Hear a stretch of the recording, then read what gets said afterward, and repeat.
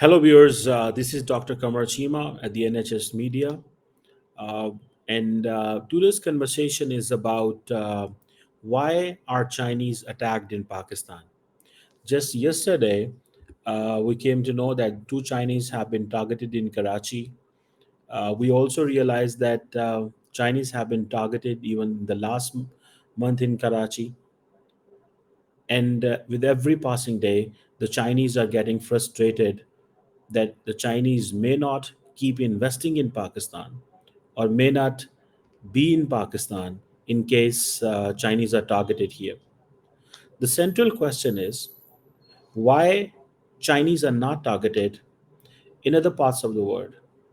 Afghanistan, which hosts terrorist organizations, which has been a hotbed of terrorist organizations for decades.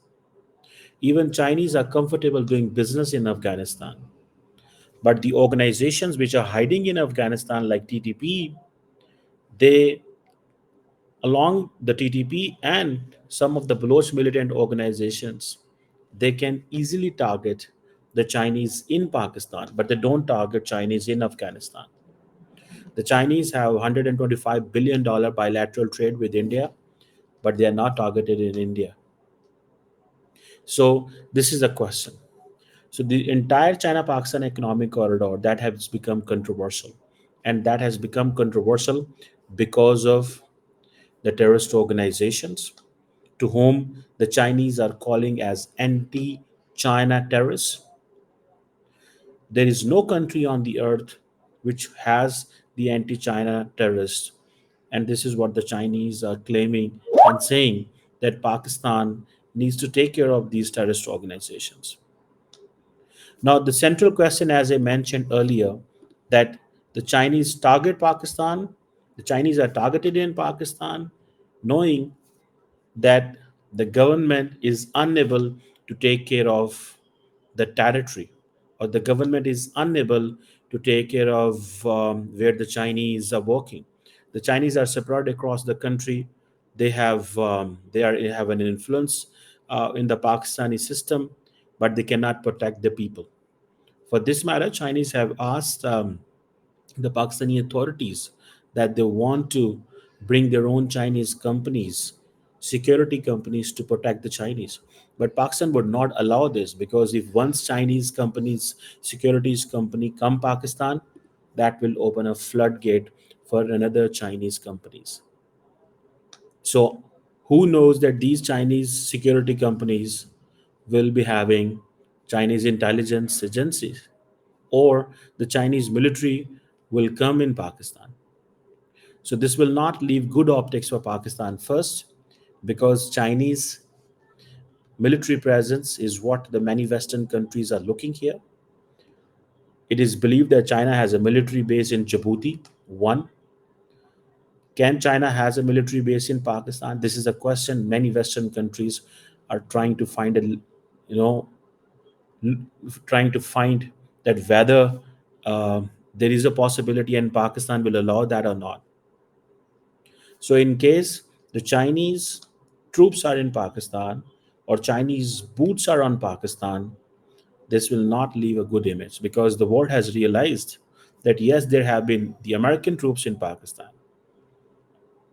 but because Pakistan and the United States have been close partner in fighting war against terrorism. So in this situation, the Chinese military presence, or the presence of the Chinese security companies, will be taken as something that is equal to having Chinese boots on the ground, which Pakistan cannot afford. So the port in Gwadar, which is largely not that much functional, much of the trade is not going there. Much of the ships, they are not being docked there because of the circumstances there. Although Pakistan is trying its best, but the Baloch militant organizations are targeting, or they want to make the entire Gwadar port and the city as a dysfunctional place. And earlier we thought that there are Baloch militant organizations alone, but now there is a Baloch Jagjati committee. This is, the government of Pakistan says that this is basically the civilian face of that terrorist organization. These are uh, There are demonstrations. They are unarmed people. This is a rights group campaign which asks for civil and political and socio-economic rights of the Baloch people. But in reality, they support the Baloch who have picked the guns. The Chinese do understand, and the Chinese keep on saying it doesn't matter who is anti Pakistan. All what is required and needed is that the Chinese should not be targeted. And the level of Pakistan China relation has come to this low that whenever Chinese are targeted, the Pakistani Prime Minister immediately goes to the Chinese embassy. A lot of people are saying in this country that there is an interior minister, there is an IG, Inspector General Police, either in Karachi or in Islamabad. That's his job to go there. But to win over China, to win the trust, to win back the trust of China, Pakistan does believe that we should go to the Chinese embassy. The government authorities should go to the Chinese embassy and tell them we will do everything. That is where it seems that the Chinese pressure is mounting on Pakistani authorities to take care the Chinese. Just recently, the Pakistani foreign minister made a claim that the Chinese president had made it clear, even if the Chinese have been targeted or will be targeted, the relationship with Pakistan and China will keep on continuing the way it is.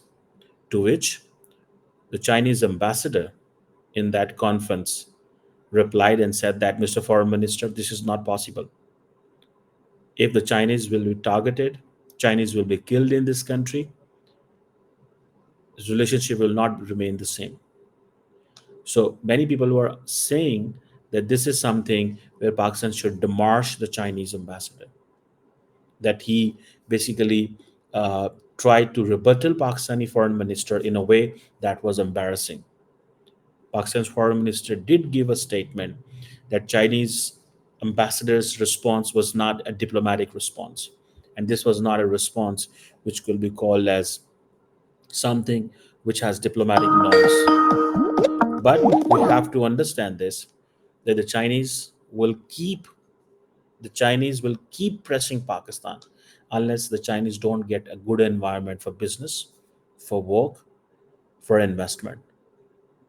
And looking the situation right now, the situation which we have in front of us, in case the Chinese are not safe in the country, how come the other investors will be happy and would like to come in Pakistan? I think that's a very central question. If Pakistan really wants a transformation in terms of the foreign direct investment, earlier investors must be protected. Otherwise, looking at the level of insecurity of the foreigners, looking at the level of the security of investors, nobody will come in this country. So it's the right time to be tough on militant organizations, to be tough on the sympathizers, and to be tough on those who believe that we should condone and ignore these terrorist organizations because they have issues with the state. The state must use its full force to protect the national interest of the country. And for this matter, Afghanistan and all the regional countries, they need to pay, they need to be taken on board. We have asked Afghanistan time and again, but unfortunately, we couldn't make our case. So, this is the time to create a regional consensus that those countries which will host, sponsor, and give refuge to the terrorists who attack Pakistani mainland, who attack Pakistan, and who attack Chinese will not be spared. And here, at this moment, I think the Chinese also need to be tough on Afghanistan and to those countries and to those elements, and they need to be vocal. The Chinese do not speak.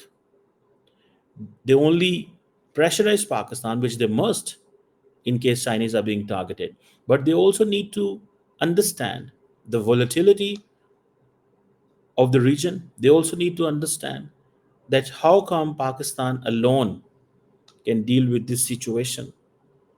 when you understand that the terrain in Balochistan is difficult, the terrain in Khyber Pakhtunkhwa is difficult to handle with the terrorist organization.